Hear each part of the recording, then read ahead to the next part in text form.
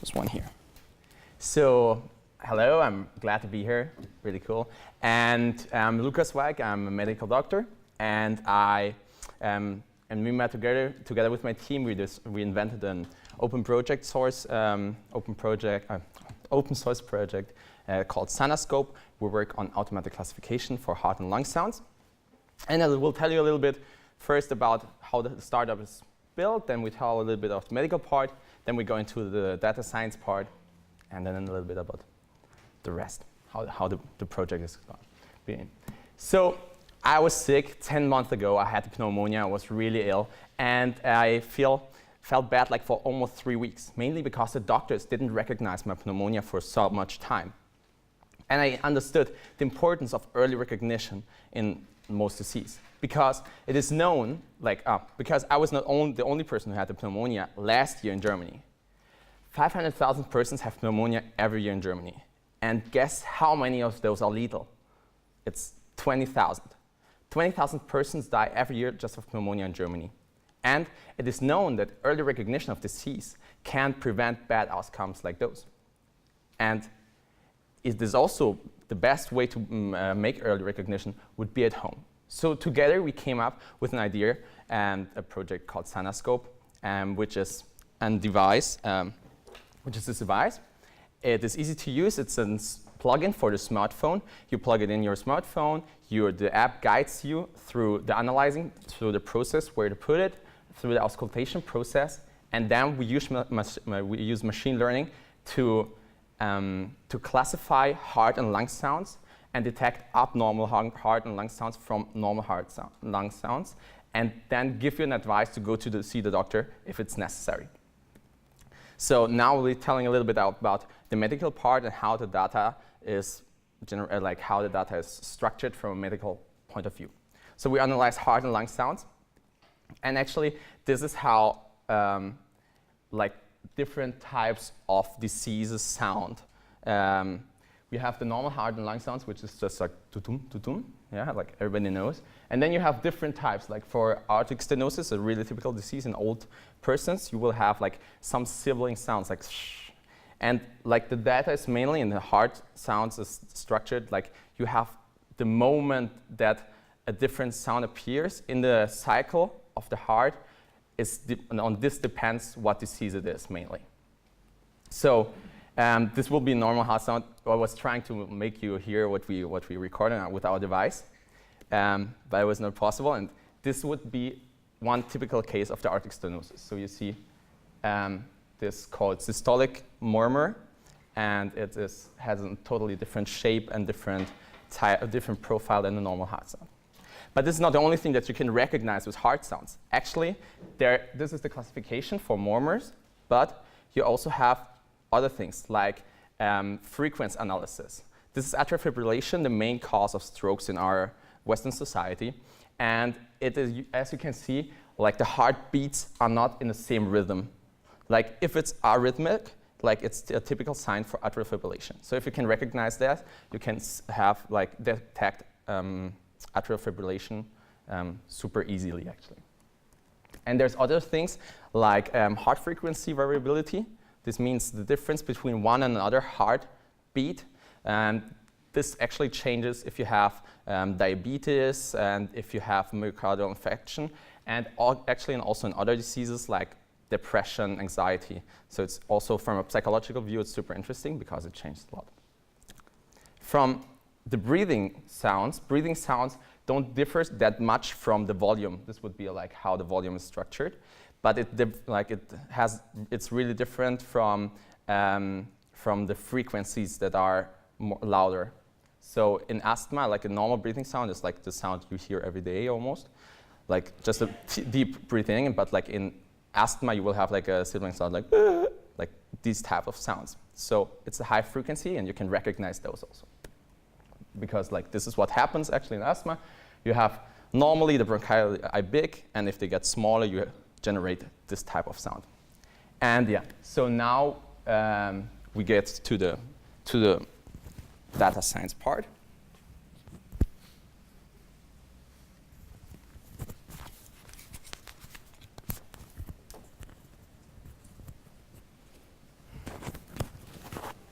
As you have seen, many diseases have very characteristic patterns that are produced in the body sounds, which can be used to recognize them.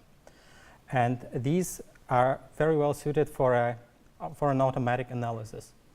The challenge is to recognize these patterns amongst other information like noise, and to abstract from the intrinsic differences between the recordings of different people. And the solution that offers itself to that challenge is machine learning. So how would this work in our case? Of course, as with any machine learning algorithm, we will need lots and lots of data. We plan to acquire it from a collaboration with the Mobile Med Foundation in Serbia and the University Hospital in Hamburg. As soon as our databases are large enough, we start a supervised learning approach. Just as a reminder or explanation, the difference between supervised and unsupervised learning is in the amount of information that is provided together with the data. In machine learning, the data is usually split in two parts: training data and test data. And the training data is then used to construct a classifier that takes, in our case, the signal and outputs a recommendation. The test data is then fed to this classifier, and the outcomes are compared to the diagnosis of real doctors on the same data. This process is called validation. To this end, the test data has to be annotated manually. For the training data, this may or may not be true, supervised and unsupervised learning. So in this early phase, we'll start with supervised learning and try out different frameworks and configurations, as well as growing our database together with our partners. And as soon as our predictions are reliable enough, we will launch the app, and this will give us the opportunity to collect even more data and to rapidly improve our results. Of course, under constant validation of our medical experts. At some point, we will arrive at, eventually we will arrive at a point where the data becomes too much to be annotated manually, which is when we switch to an unsupervised learning approach, where our experts will focus entirely on creating the most representative tests, and the algorithms will adjust themselves to maximize their score in these validation tests. So how would this work? We start with a recording, but before we can extract information from it, we need to prepare it. First of all, we need to filter out the noise. Then we need to dissect it into segments that correspond to the individual heart phases. And eventually we need to normalize it so that the algorithm focuses on the relative differences rather than the absolute ones, which are inevitable in recording from different people. The next step would be the feature selection. For that, we decompose the signal into different spectra and discard the spectra that don't carry any information. This step is necessary because an overly sized feature space has negative effects on the prediction quality. And eventually, we will feed that into the classifier and obtain a recommendation for the user. Similar approaches in modern research have achieved accuracies of about 75%. And this is in the same range as beginning medical practitioners have as well. It is worth noting, however, that they use training sets of a few thousand samples, which is at the lower end of what is doable with, or at the lower end of what is needed to reliably train an artificial neural network. Our goal is it is our goal to bring that up to a large commercial scale. More on that from Lucas.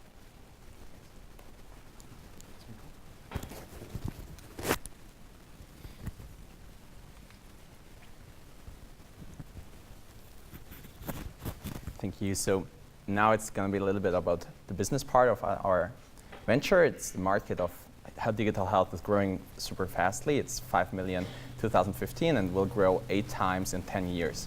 So it's really important and it's really, really big. But we are trying to reach first our customers in Germany, which are little families, families with kids, which are 8.1 million, and also older people, about 50 years, which are 33 million just in Germany. And we also have a model for doctors and nurses. And for telemedicine, which is a growing market and super important. The distribution will be with pharmacies and online for about 40 euros. And we will have, the app is for free, but we have special features of an abonnement model for special features like telemedicine and for the hospitals to connect it with the telemedicine systems and the hospital systems. There are a few competitors. There's old stethoscopes producers which produce stethoscopes which are old-fashioned and not available for households, and especially don't have any type of automatic analysis. Our main competitors are two startups from Poland and Malaysia, which work on also automatic analysis, but are mainly focused on little children's breathing sounds or heart analysis also. But they also don't have any type of automatic analysis on the market and are also not focused on using the actual medical classification system for their devices. And this is the team that makes this work. We combine like Dan, Alex, Victor, and Alex are our data scientists, our computer scientists, and me and Christian are medical. Do the medical part, and we have Sebastian as a designer and Florian as a salesman. And this is the roadmap that we are going through. In this moment, we are still doing the app development. We're mainly focusing on connecting our device to the telemedicine services because we will start licensing in Serbia. It's a medical product, so we always have to do a type of licensing and accreditation process. And then we have a cooperation with the telemedicine service in Serbia to collect more data and have first customers and really have a proof of concept. In the next year, we'll be developing our machine learning algorithms, our neural networks, and then we go into licensing and the accreditation process in Germany, and we'll hope to make a market entry in May 2021. And yeah.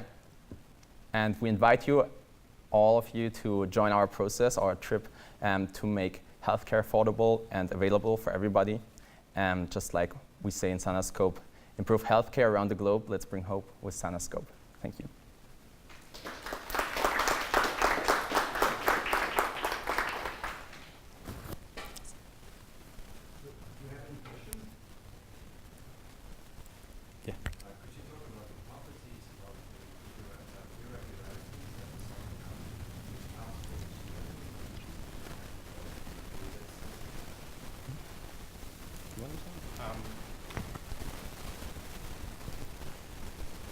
Since these are body sounds, they always differ rather strongly from person to person, even among like healthy sounds.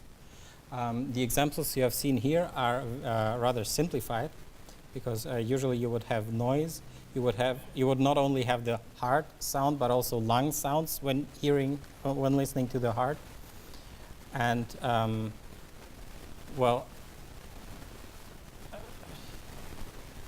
rule-based systems would not suffice. It's like handwriting recognition, where the letters are rather similar, but still require machine learning to reliably recognize them. Did that answer your question?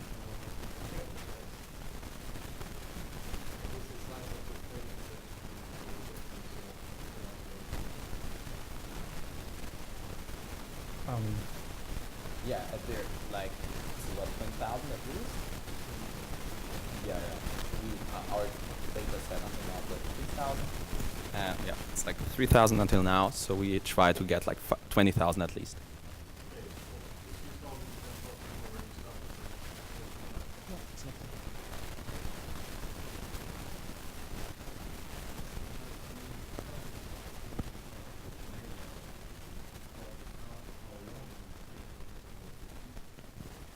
Yeah, so the auscultation process might not take more than 3 minutes actually.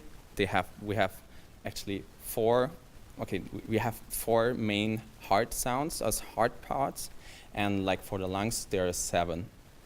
So it's 7, but you can record it really fastly between 15 to 25 seconds probably.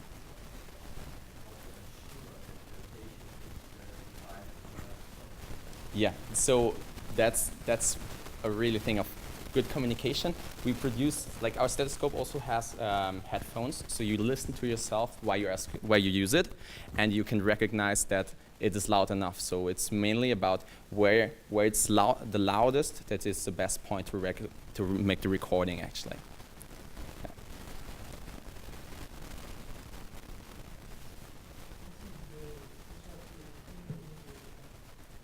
Actually, the device is super simple. It's mainly a microphone inside of a stethoscope. Yeah, it's mainly a microphone. It's like a clit microphone. Super simple. Yeah, mainly yes. You can use a simple microphone almost. Like, there's some different types of microphones. You have to use electret microphone, which are the best for this case. But it's actually super simple, and that's why it's also cool, because it's super cheap to produce. Super available for every country, everywhere, and that's our goal also, to make this achievable and affordable for a huge community.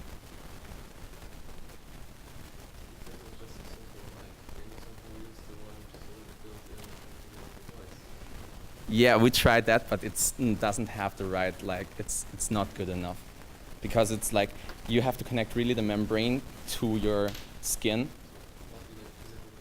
Yes, and it has to be closer, so that's the main problem. But yeah. So let's thank our speakers again. Thank you. So our next speaker is Francisco, principal investigator at the Luxembourg Institute of Health, but he's going to tell more about himself and his work in his presentation. So wait a second. So it's here.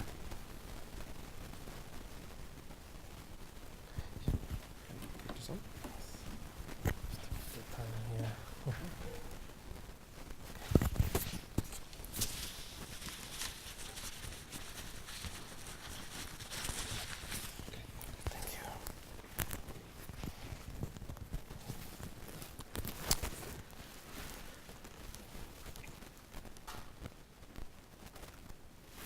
Okay, good evening. My name is Francisco Asuaje from LIH.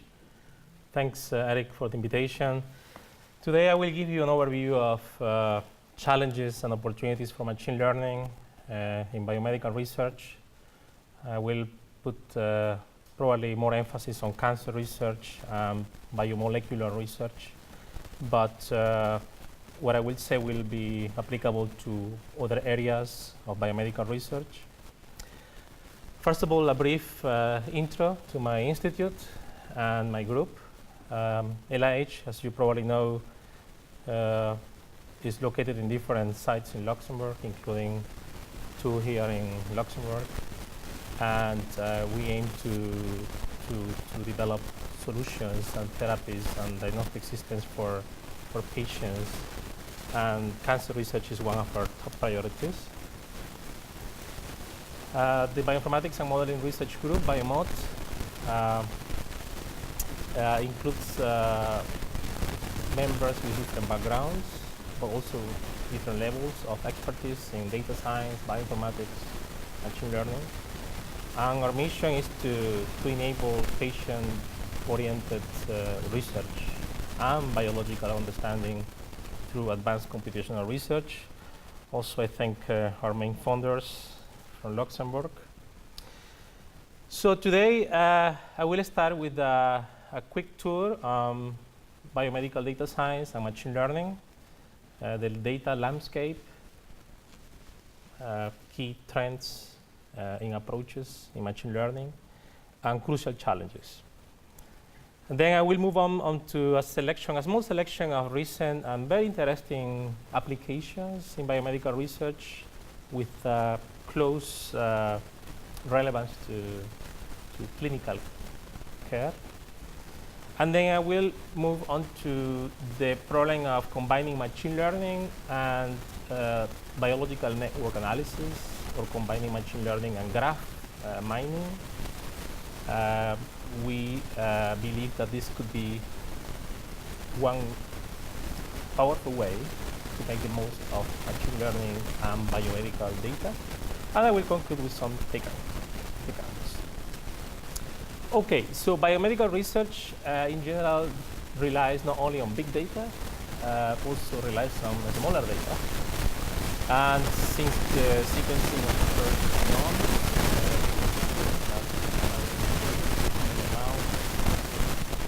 height and complexity of data sets, as you can see on the left, the number of fully sequenced genomes and versions of omics is continuously increasing.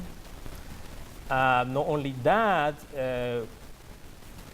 we are not only talking about genomes, but also other omics. As you can see on the right side, of course, we have the genome, but also we have the proteome, the metabolome, the microbiome, and so on. And we are also moving closer and closer to a social context in which different kind of measurements, including biosensors, lifestyle, imaging, are also incorporated and require an integration at some level with the other omic data sets. So in general, these data sets, these omic data sets, change a lot in time and in space. Not only that, even for a particular condition, a particular medical phenotype or disease, you will have a lot of variability, even within subtypes well-defined. So this is what we call high inter-individual variability. Moreover, there is also a high intra-individual variability in the sense that for a given patient with a well-defined pathology, you will have measurements that differ greatly, not only between organs, but even within the same sample. For example, a biopsy from a tumor. So this is referred to as high intra-individual variability. So these are the first key challenges that we face on a daily basis. This is a key example of big data in cancer research, the TCGA, the Cancer Genome Atlas. And here we're talking about a few petabytes of data, measurements coming from more than 30 cancer types, including 10 rare cancers. We are talking about data coming from more than 11,000 patients. And for each patient, not only you have the human genome, but also you have different types of data. In this case, up to 7 data types. For example, genomics, transcriptomics, and proteomics. In general, what we can do with this data is, on the one hand, fundamental research. Many questions can be answered, such as, what is the behavior of this protein or this gene? What is the mechanism associated with this pathology? Also, within each data set, representing one of those layers of information, researchers typically ask questions about correlations and relations. A lot of questions about correlation, how different data sets and subsets differ from each other, and also interesting questions such as what if? And that goes beyond statistical analysis. That involves more modeling and simulation. And in many cases, why questions.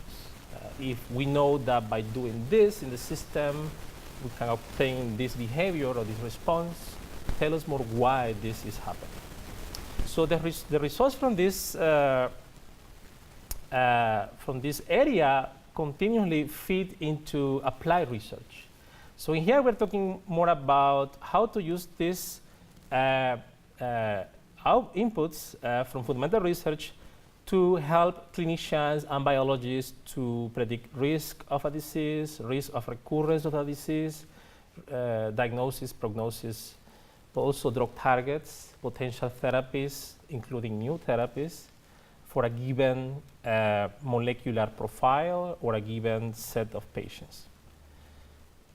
In both cases, machine learning and statistical learning in general are very useful. I mean, the inputs coming from these two areas continuously feed into machine learning, and some of the answers to these questions are provided by such approaches.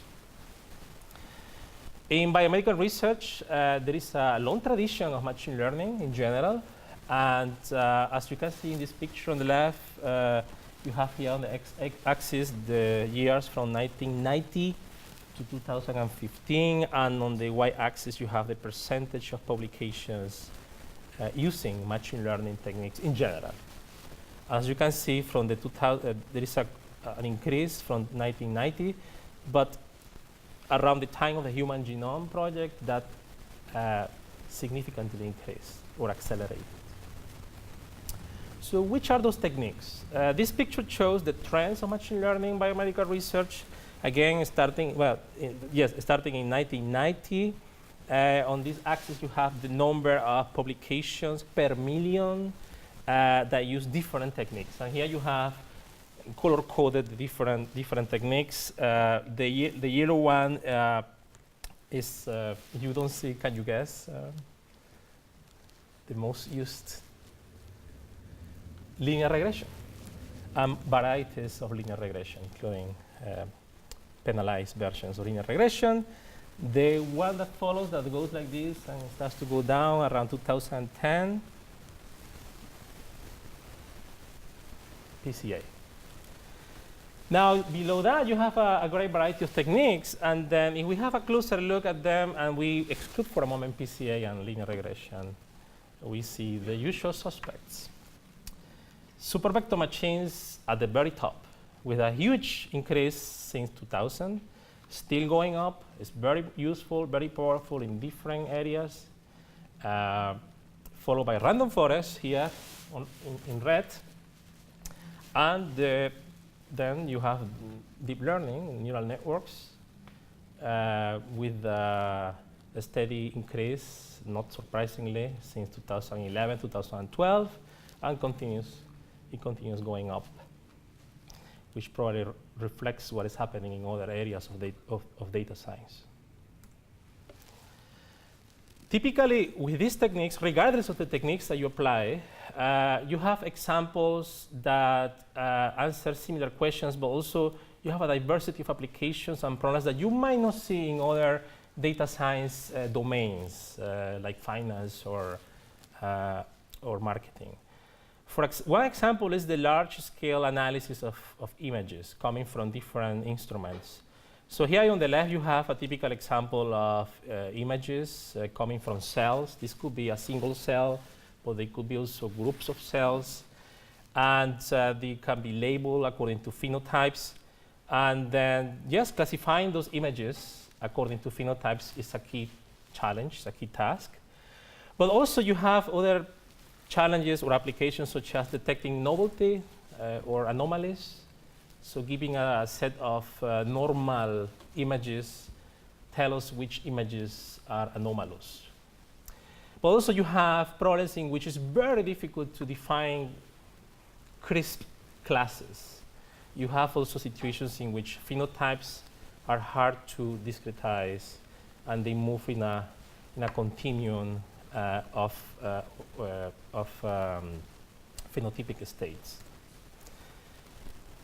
Right now, you have two types of machine learning approaches to analyze images. On the left, you have the traditional approach in which you take your image, your raw image, then you do some pre-processing, and then you have your feature extraction, and you can here extract hundreds of predefined features related to the area, to the shape, to the size, to the texture of the image. And then once you have those features, you use them as inputs to your machine learning technique for classification.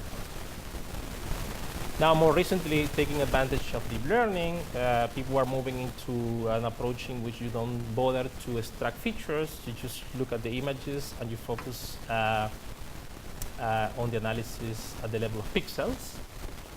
And then you can use different flavors of neural networks, deep learning approaches. And that's probably the most powerful approach at the moment. So I will give you a couple of examples of recent applications using different machine learning techniques. This is, of course, biased. This is just based on personal preference. But I think they illustrate the diversity of techniques and challenges in this area. This first one relates to image processing. This is a recent study published by Kermani and colleagues.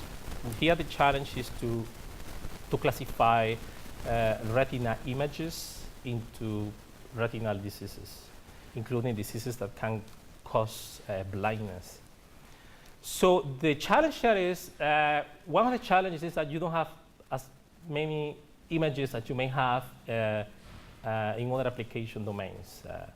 Then to bypass that challenge, what these researchers proposed was to use transfer deep learning, meaning you learn a classifier, a deep learning classifier, using images coming from non-medical domains. In this case, the ImageNet collection that includes thousands of categories of images, including objects, animals, people. And once you have this training model, you use the weights, the parameters of this network as initial weights or pre-trained weights in the retina image classification task. And then what you do now is that you use those pre-trained weights in the early layers of your network, and then they fine-tune the network in the upper layers. And then you have these 4 classes of retinal diseases, abnormal phenotype. So here on the right, you basically have a summary of what they do. They use, after initial training with ImageNet, they use more than 200,000 retinal images. They label the images, then they separated that into training and testing, and then they evaluated the classifiers. And something interesting is that in comparison to the performance shown by human experts, in this case 6 experts, the deep learning system offered comparable and stable prediction performance. So in general, the deep learning approach offered not only low classification errors, but also comparable to humans on a data set consisting of 1,000 images well annotated. Another interesting aspect of this study was that they applied the same approach not only to classify retinal images, but also to classify chest X-ray images from another domain. And again, they found that transfer learning is a good solution, and they provide the possibility that this kind of approaches could become a good solution for generalized intelligent platforms for image processing. The next very compelling approach, an application that recently came across, is one using random forests. which, as I mentioned before, is a very powerful approach, very popular in biomedical research. And in this case, the application domain was cardiovascular research. The problem was how to predict cardiovascular events, for example, a stroke or a heart attack. And in this case, the researchers used data coming from almost 7,000 patients. And the idea was to predict 6 outcomes, including heart attacks. To do that, they, for each patient, define more than 700 features. And these features come not only from ECG signals, but also imaging analysis and other non-invasive tests, including blood tests and questionnaires, biomarker panels, and so on. So after transforming this data, they train a classifier using random survival forest, which is a version tailored to the problem of predicting survival events. And then they apply this to an independent data set, and they found not only a nice classification performance for the 6 outcomes, but also they were able to provide very insightful visualizations of the importance of each of these 700 features for interpretation and follow-up. And in this picture, you have just 2 examples. On the left, stroke, the prediction of stroke. On the right, the prediction of coronary heart disease.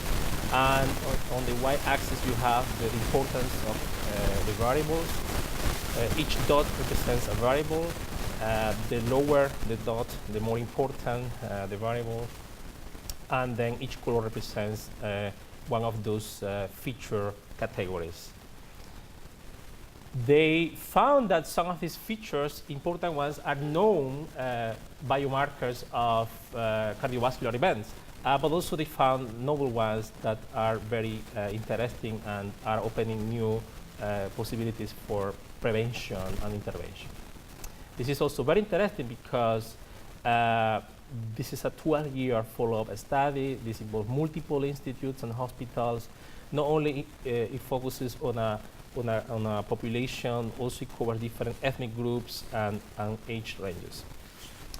Okay, so to summarize the challenges that these applications that I mentioned, plus others, there are common challenges that might be shared also with other data science areas, but as I said before, are also very specific to biomedical research. One of them is heterogeneity in terms of data, but also in terms of events, within and between individuals. As I mentioned before, data typically is multi-layered, meaning you have different instruments probably measuring the same thing or complementary views of the same problem. And in many cases, it's hierarchically organized. Another challenge is that data is not always big in our area. Actually, in some cases, it's very small, compounded by the challenge of thousands and possibly millions of features. So that's a big challenge. Another challenge is that we don't have as many data points with good labels as you might have in other areas. Having a well-curated data set consisting of a few dozen of well-labeled samples is already an achievement. Now, for the same data type or layer, you will have different platforms with different limitations. The complexity of recurrence, someone mentioned earlier the problem of defining pattern recurrence and regularities in the data, is not straightforward, it's highly heterogeneous. There is a lack of gold standards and ground truth. We don't have, like in many areas, well-established gold standards. And in some cases, you have them, they are limited. There is an important need for interpretable models. This is essential in biomedical research. Also the problem of understanding the models, not only in terms of predictions, also in terms of the mechanisms of predictions. And of course, the problem of reproducibility. This is very important, not only from a scientific point of view, but also this is an essential requirement for acceptability in the clinical setting. So the last part of my presentation will focus on one way to address some of these challenges that I mentioned before. And the idea is to combine machine learning approaches with biological network models. So why networks or graphs? Well, one reason is that they are very useful representations of biological data, because in the cell, you have networks of proteins executing the functions of the cell. So that's one reason. The other reason is that by using networks or graphs, you can nicely encode and visualize data. And more importantly, you can use these networks to extract features and make predictions. So you move from description to prediction, which is not well developed across all biomedical research domains. Another reason is that network-based models in combination with machine learning can address many of the challenges that we face every day. For example, you have multimodal data, hierarchical data, and we need interpretable models. Very briefly, an introduction to networks in biological research. On the left, you have a graph for a network. You have nodes. Each node could represent a molecule, but also it could represent a biological sample. The edges can represent interactions, associations, similarities. Then you can also define modules in the network. And this is something that people in the social science context commonly do as well. On the right, you have a picture that shows that you have a hierarchy of network representations starting from the molecular level all the way to the population level. So you can have networks of interacting proteins, also networks of cells, and networks of patients, such as in the context of social networking. So this picture gives you a summary of the strategy that we are currently investigating. Basically, we have different types of data coming from the same patient, for example, genomics, transcriptomics, proteomics, and then independently we transform, filter each data set. Then once this is done, we produce graphs or networks for each data set. And then after that, we can perform different integration steps. And one of them is to take each network independently and extract features about the topology of the networks. And then once you have these features, you feed them into a classifier, regardless of complexity. And very briefly, I give you a couple of examples in cancer research. The examples I will present come from this project that we have in cooperation with NTU in Singapore. And this is funded by Luxembourg, including FNR and the Ministry of Research and Higher Education. So just to remind you, then we have these multiple data sets. For each data set, we generate networks, and we analyze each network independently. And one of the reasons for doing this is that many years ago, it was shown that in the context of protein-protein interaction networks, the position of the proteins in this network and the connectivity of these proteins in the network is connected to functions. It's connected to the role of the proteins in the network. So what we are doing now is to focus now on the context of patient similarity networks. So now, rather than having nodes representing proteins, we have nodes representing patients, and each edge in this network represents the similarity between patients. And our hypothesis is that the position of these patients in the network are related to clinical outcome or other characteristics. So here you have an example that we had from in the context of patient classification using I missed this. Okay. So here you have a recap of the global strategy. The example I give you now includes 4 types of topological features, including 12 measurements of centrality in the network, but also we use other kind of topological features, including network embedding approaches like node-to-back. And then for each feature category, we generate models. We also investigate integrated models. And here on the right side, you have examples of centrality features, just 2 examples. On the top level, you have a weighted degree, which is basically an indication of the number of connections and the strength of these connections for a given patient or node in the network, and the betweenness centrality, which gives you an idea about how one patient can act as a bridge between different sectors in the networks and facilitate flow of information. So here you have just a summary of results coming from a data science challenge in bioinformatics called the Kanda Challenge, and from last year. And the challenge was based on the analysis of neuroblastoma data using multiple types of omics data, genomics, and transcriptomics. We applied this strategy, and we built thousands of machine learning models using these topological features and their combinations. And in general, we found that models based on graph topology features outperform traditional models based on the original features of the data after filtering. And among topological features, centrality metrics are the most predictive features.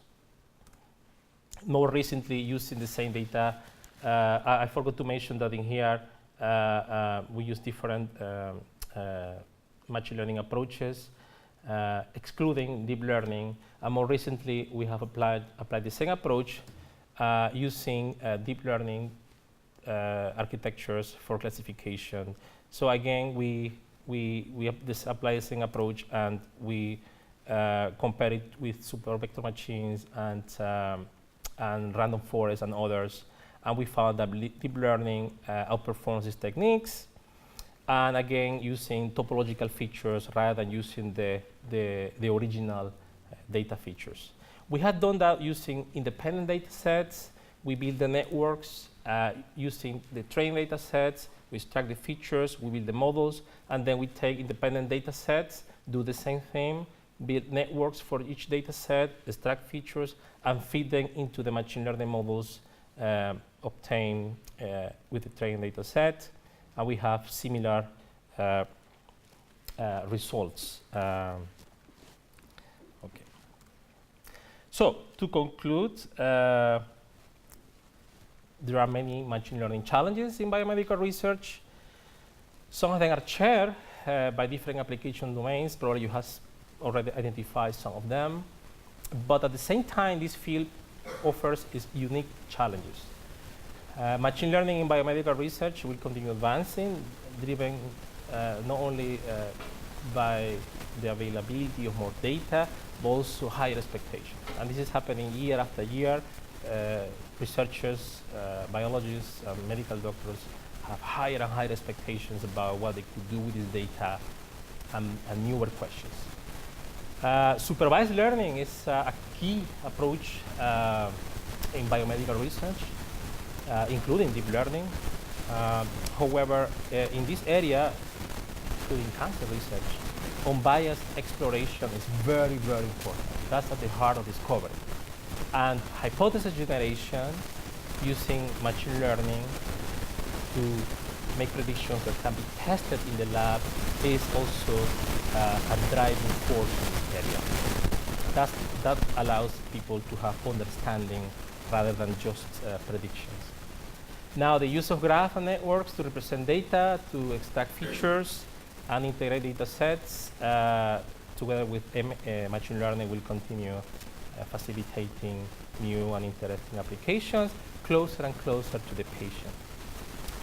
okay with that, I'd like to thank my group and our partners in Luxembourg and abroad and our funding partners. Thank you.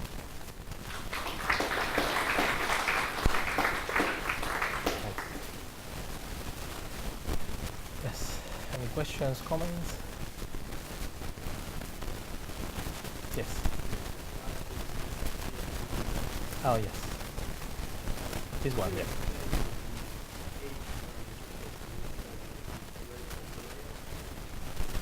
The age, yes. These are the hidden layers. The number of neurons in the yeah. Yeah. Yeah. Yes. Yes. So this is the result for the top performing model, and the two is a binary output for the outcomes, which is in this case.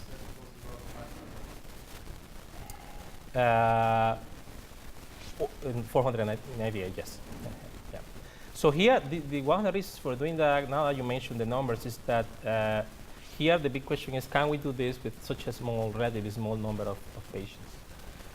So our hypothesis is that by using just the features, which by the way are thousands, this will not work. And indeed, it doesn't work. But if we use a smaller set of inputs that are obtained using the topological features, and you're talking here about less than 50 features, now we can circumvent this problem of having a small data set.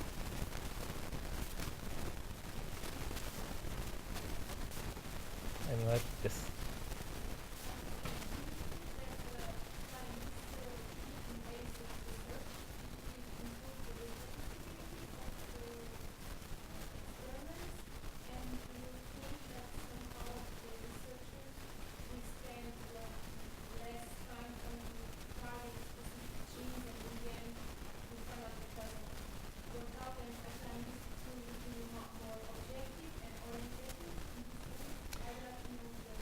Yes, so you have two questions. One is the reproducibility problem.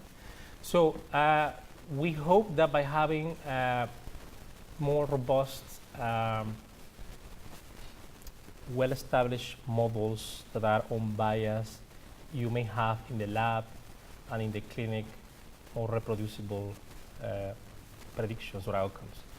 However, the field itself have its own reproducibility issues, and that they have to be met first. So the hope is that after that, by offering researchers automated tools, reproducible tools, you can improve your own processes. The second question is that if you can improve planning of research, and absolutely. I mean, that's that would be one of the key contributions of this field in biology, that the systems will be able to help you to plan research, to detect important patterns that will allow you to focus on the interpretation of the data, on the validations in the lab. So that's one of the key potential contributions. And it's happening already. Okay? Yes? I'm assuming that the number of biostatisticians and people having a background both in biology and data science or something similar is probably not that high. So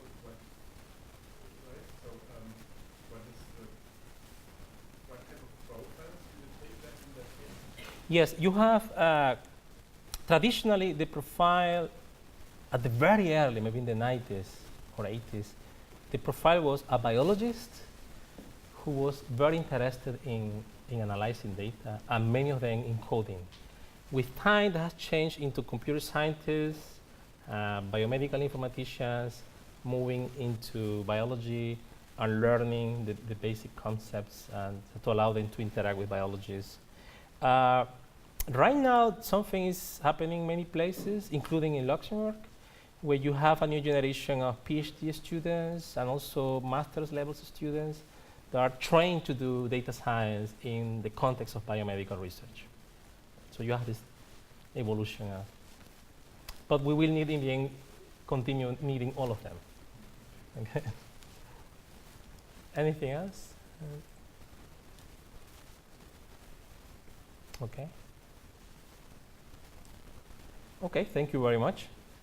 Okay.